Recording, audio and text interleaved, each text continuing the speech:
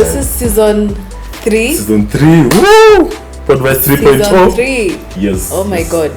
So we finished season 2. The show has been looking different every step of the way. Season 1 was completely audio, which we're going to talk about. Right.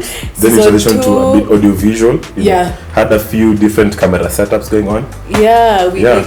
We went to audio visual season 2. And we've seen a lot of traction, we've seen a lot of support, you guys. And actually, to start on that, we want to thank you so much for the APVA Awards. And that was, if you were following us on our socials, we had this on vote for us, and you did, and we won. Woo! We won under the social and advocacy change. So it's just nice that you actually bringing some impact. And actually thank you to APVA Awards and such, because they give exposure to so many of us. And I didn't know of so many podcasts and so many content creators out there, so I just think it's such a cool platform, and we are so grateful. And to show how grateful we are, we decided to give you like a sneak peek on the behind the scenes. That's right. All the struggles that we go through just to put out this amazing production. I know, cause we always do a quick, my name is Joy and I'm the community manager and the host, and Joy is a creator. So what does creator mean? So let's start with how we met, or do we start with introducing the team? I think we could just do a small how we introduction met, of how we and met then first, you, because he collected us. I assembled the Avengers. Because everyone is talented in their own different rights, but maybe we could just start with that, just backtrack a bit from actually how we met. And it was funny because we actually met, on the roadside. I was just riding a bike, this evening, just wondering, how we're gonna make Podvise, way better and much more, and include the audiovisual aspect to the show, right? Because initially, it was more of audio. So you're just trying to get some visual, because I think, visual is much more engaging. So I met Joy while I was riding a bicycle. And, we've been friends, even way longer. But we never planned our meetings. It would either be kwa matatu randomly. It's always so random, right? Yeah, it was always random. And so this is the thing I was telling you I didn't know. I didn't know. So up until that point, I was still living in Komarok.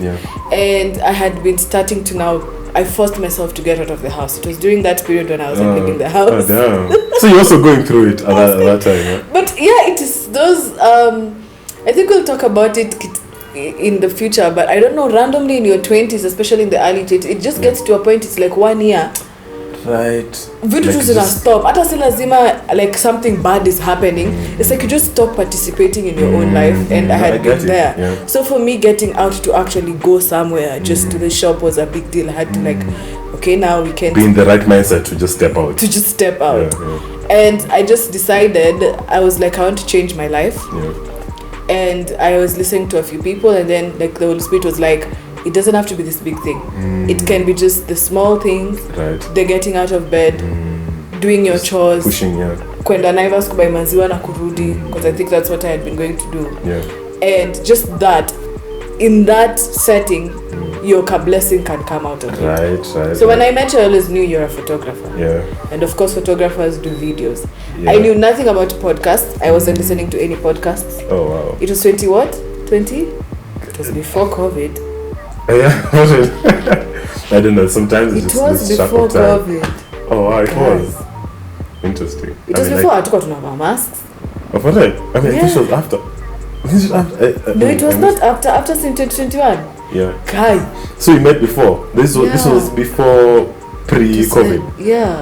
Damn, so like 2020. Time has flown since. That's crazy. But also like we've gotten to accomplish so much. And then you got to talk to me about what you were doing and how I remember you saying podcast. I was like, I don't even understand. And then I said I'd like to plug into whatever it is that you're doing. I know there will be no pay, I know, but I'm interested in the media things. I love photography, as you know, but I don't know any of the technical stuff. So I was like, Ronny, ukitaka mtu akukushikilia ile kitu. But it just starts from kujituma. You're just trying to see any opportunity. And then you are like, I don't actually need help in the photography place, but I do need as much help in this. And then that's when I became the writer of the show. I would do research on the guests. I would do research on the guests, and then I should send you a bunch of questions. Right, like formulate some questions that we could ask the guests, which I think was really needed for that time, because I was also just going through a lot. And remember that time I didn't have a studio setting. So I shout out to Mura, by the way. Mura, okay, so initially we used to record at Creative's Garage, right? Yeah. Back when Creative's Garage was at Gong Road. This was even before they moved. Oh, yeah. And you say, like, that's when it was a bit accessible for me, right? Because it was just close to Prestige, on Gong Road, So it was accessible, right? Then now they moved to Gigiri. And it's not even like just Gigiri here, you have to, first of all, commute, then ukifika hapo, now you have to take a boda to the studio. To just like, logistic wise, it was an issue. And not even for me, because Mike will compromise. The issue was getting everyone, convincing the guests to come through, to Gigiri. And at that time you were getting disruptive individuals, and how these people are, they're so time conscious. Not everyone has the time to go, because you're in a studio and they have their time, they have their schedule. Exactly. It was just 2 to 4 or 2 to 3. Yeah. This is I'm working with this limited time, and it's some place, it's just at the outskirts of Nairobi. So it was a bit challenging. So for me, back then, I feel like that was the biggest challenge. Now also, luckily, you came on board and you used to help me, just formulate questions that, could be... right? Getting the guest you would, but it is that. Then also now sitting down, like the research is crazy. Because also me, I'm more of a technical person. So I was good with the technicalities, but now also, having to come and sit down. I mean, I'll do some of my research, but still I would need some help, and that's, luckily that's, how you came in with Podvise. So yeah, ever since then now you also helped me, just formulate questions and trying to do some research in regards to the structure of the show. Then that was season 1, which was more of an audio, of an audio setting. Yeah. So we'd post on Anchor. Anchor would distribute to all social media, all audio platforms. Then now I think we morphed, or we grew into season 2, now, which was a bit more audio visual. And that's when I met Kev, because I would always hear Kev. Right. And so maybe I could also just speak a bit about Kev. Kev is my cousin. Shout out to Kev. He couldn't be here, unfortunately. He's also part of our... Yes. Kev is the producer. Team. Kev is the producer and brand developer for Podvise. So all the logos, third overlays that you see, shout out to Kev. Kev is the one who's been able to create them. Yes. So I've been working with Kev, in regards to basically, doing the logos, animating the logos and other kind of stuff. Coming up with the design for Podvise. Yes, basically just it has also gone through. Yeah, and it's crazy because I can't, in as much as I love to do everything, I can't do everything by myself. Because I'm also trying to juggle my, photography, visual artist. So it's just sometimes you also need the help. And luckily, Kev was always there, to help however much he could. So Kev started out with the, doing brand identity for Podvise. Luckily, he grew into, being a producer for one of the shows. But so I guess, I've been working with Kev since, I think since even season 1, once even you used to do. Yeah. But anyways, that's when you actually met Kev, and now we had to formulate an actual team, to be doing the actual audiovisual production. And over here now, as you guys can see, you have a good set design, a good set, and just a good space where you can be able to even host guests, of which what we are planning to. We'll speak about that in the future. But I guess that's when we called our visual producer or videographer, for those guys who know videography. We had to get a DOP, and that was Ayeko. Shout out to Ayeko as well. He is currently in Amboseli, doing some client work. So shout out to him wherever he is. But we assembled this amazing team, and ever since we've been able to just grow. We did 10 episodes, 10 really long. I think that they are really like in depth episodes. And then trying to figure out what we wanted to do in the show, what we wanted to talk about. Underrated, but this is so important. Shout out to every guest that showed up. Right. Because without you, we wouldn't be here. Yeah. And at that point when Podvise was beginning, of course it was audio because we didn't have audio visual. Right. We didn't have the resources like you knew podcast is audio, and that's what people listen to podcasts as they're doing their jobs, as they're working in the background. Yeah. So it's just this year in Kenya, at least, that it has really picked. Right. Maju, it's really everybody has a podcast. They actually need to reduce. But Uko, it's just now starting to pick up, right? Yeah. So, but to every guest that came, we appreciate you. You can, if you want to know any of them, there was such interesting conversations. Right. Yeah. I mean, maybe we got a lawyer to get about IP knowledge. So we had for the first episode. Shout out to the first guy that you ever got on Podvise was Mr. Alex Mativo. You know, I mean, just basically disruptors. You know, people who have won the Queen Young Leaders Award. You know, so I mean, people who are actually doing remarkable things for their communities. You know, so we had Alex Mativo. I mean, and also you guys can just check out the episodes. You know, you don't want to delve too deep into that. So we had Alex Mativo. We had Mr. Teach. We had Calvin Jagi, the comedian. Yeah. Oh, we had Tinai. There's Tinai and Monya, who are actually Zimbabwean comedians. You know, so we were so graced to just have them when they came for their tour in Kenya. Other than that, we had Imachi Ruto, rather, who's an amazing singer, songwriter. You know, I think she's doing great for herself right now. Oh yeah, we had Trish Bikes. You know, she's running the first motorcycle dealership in Kenya. She was one of my most interesting researches to do because she was young. She was in her early 20s. Yeah. And she's also broken like so many barriers because you wouldn't think of a lady running the motorcycle dealership, right? And also she's so young, so she's been able to just achieve so much while still being so young. Impressive young lady, and it was such an honor to know all these things about you. And my questions were so many, they had to cut them. I just everything. That was back then when we didn't have a space, so we were just limited to 1 hour. And luckily also Mura was able to basically facilitate for the sessions. And also you had to go to Rongai, deep in the bundos just to actually have this session. So you didn't have a home, did you? Not for back then I think you were just at the mercy of producers. Like I'd reach out to every other producer, or even try to see how we can make our way to let's say Gigiri, where luckily Creative Garage was always there when we needed.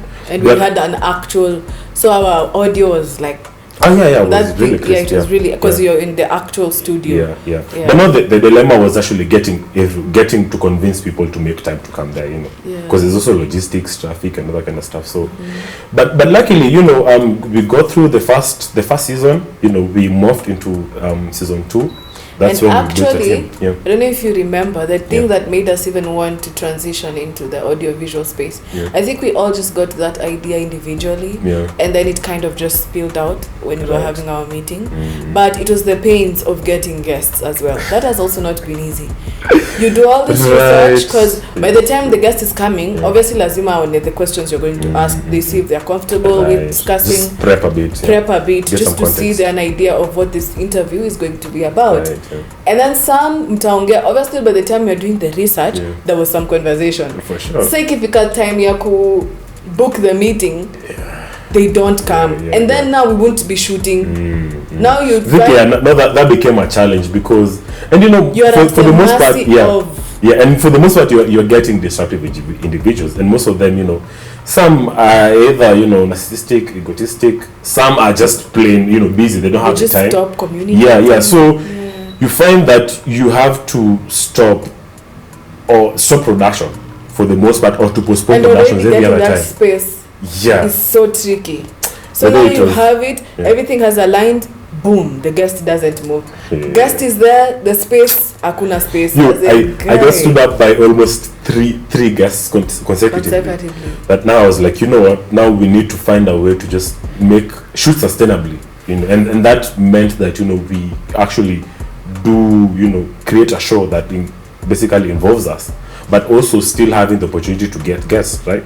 So it does not necessarily be that we can't shoot when you don't have guests. I think because now that goes to show you like some of the problems that you face in your journey, especially into creation, content creation space. It's like it's a lot of thankless work. Right. To be honest, in fact, in the beginning, people just see the end result. But some of those problems are to push you into a different thing. Because Podvise, now you see, it was one show. It was it was a kind of show. Now we are breaking that.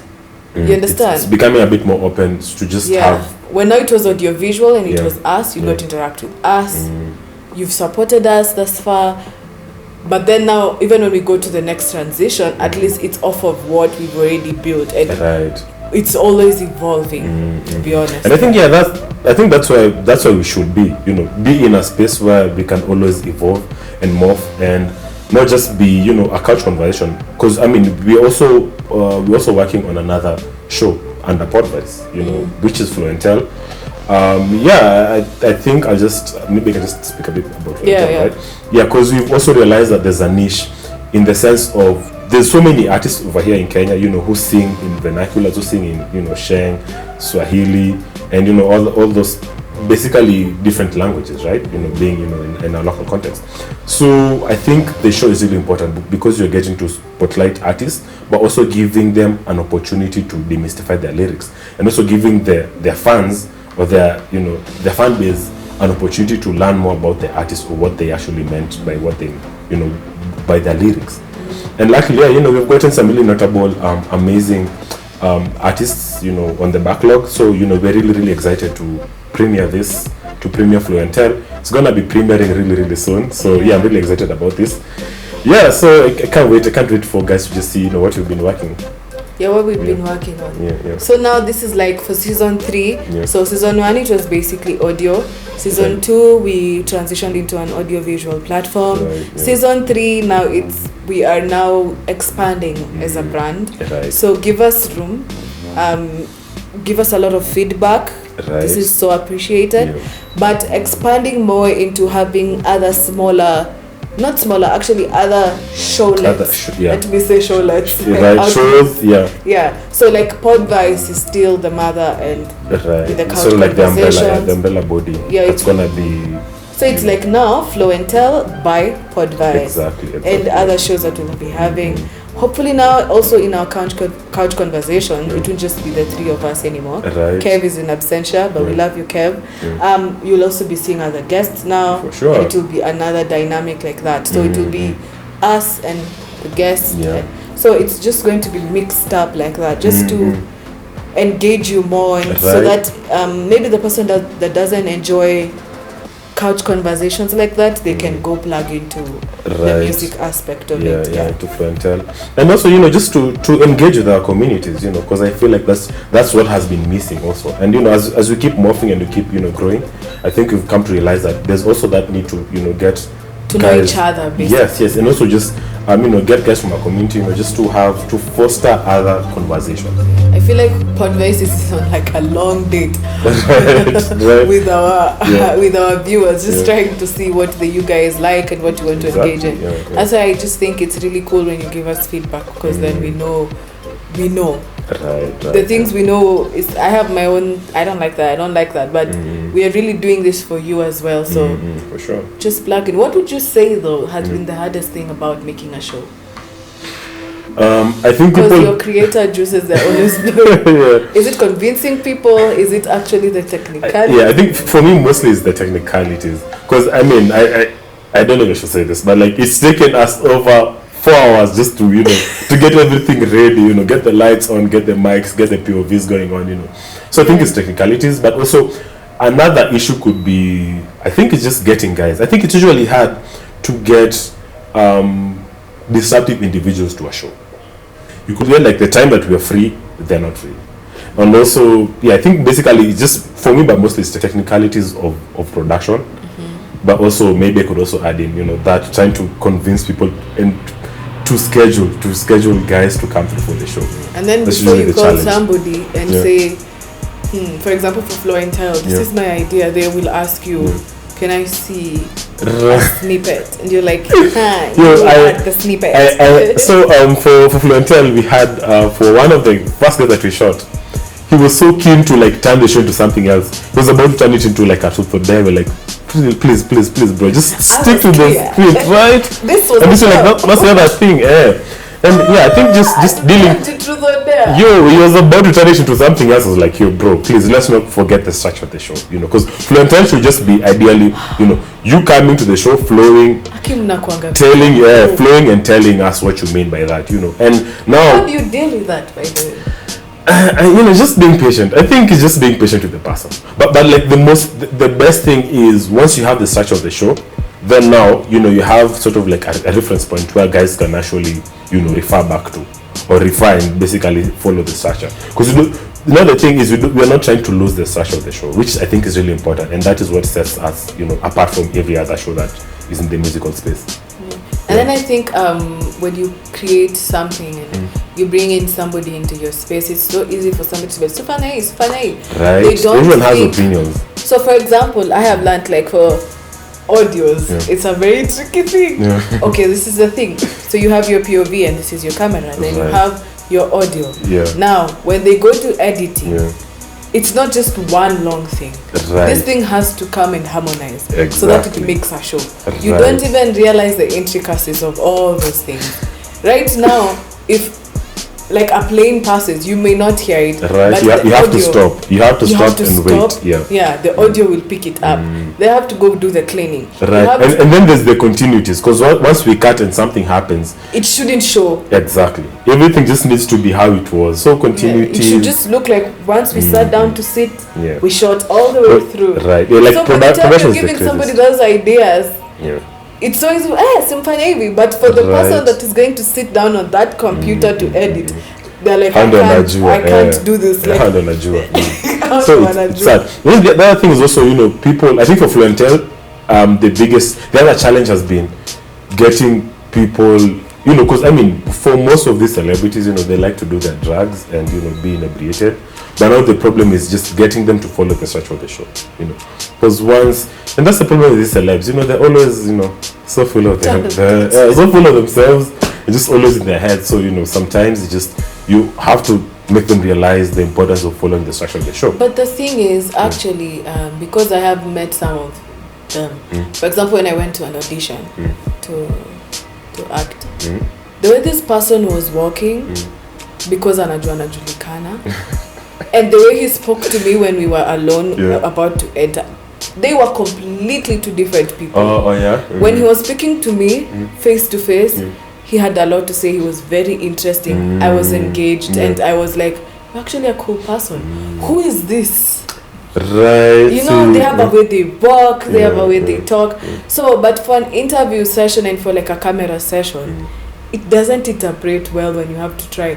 Let me try it. Yo guys, so like boom, right? I was like, you're not Chunks and Phil. Right. And I think maybe it's also from getting those influence, being always watching. Coming from somebody who actually picks accents quickly. Me who pick accents, but I can meron tanza kuongea kama meron. That's a skill, bro. Like that's such a skill. I speak like my friends. Okay. Kabisa. So coming from somebody, I feel like you just have to, for the show, just to give you like we just want authenticity. For sure. We want to know your music. We want to know what birthed it. And I feel like the inspiration behind in the Kenyan space, people don't want to know, at least from what I have seen, unless you're like Anyashinsky or the Sauti Soul. I don't necessarily hear a lot of people asking me about your creative process. I just think they hear, mbona ulidate nani, ulikuwa umelewa his part, so and so anapigana, what do you think of this? Lots of controversies. It's everything but what you do. Right.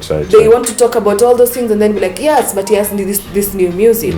But for Flow and Tell, we want to give you, even though we have a whole structure, we want to give you autonomy and like a voice, and you connect with your fans how you want to connect. Exactly. Now we are not talking about all those extra stuff. It's just the music. And just for the record, like, you don't see anyone else. It's mostly just the artist. It's just like the show is just meant for the artist. It's for the artist to come through, talk about what you, just explaining your lyrics. And because I think it's a niche also, because I think the most important thing about Flow and Tell is, and even for our local context, there's so many artists doing gengeton and rapping in Sheng and and these other languages. So I think it's so important for them to come through and just tell us what pretty much demystify, but what they meant by Zombotote or whatever this new lingos that have been springing up.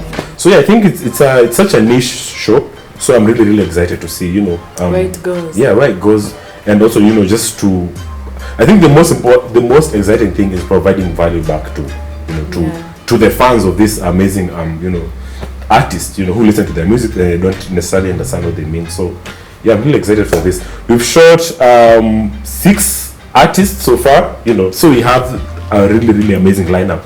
Yeah, so we're looking forward to this. So don't be scared to come. Tell us what you think about the new show. Right. Yeah. And also, I also wanna just know, who would you love to hear? Who would you love to see grace the show? Who's your favorite artist?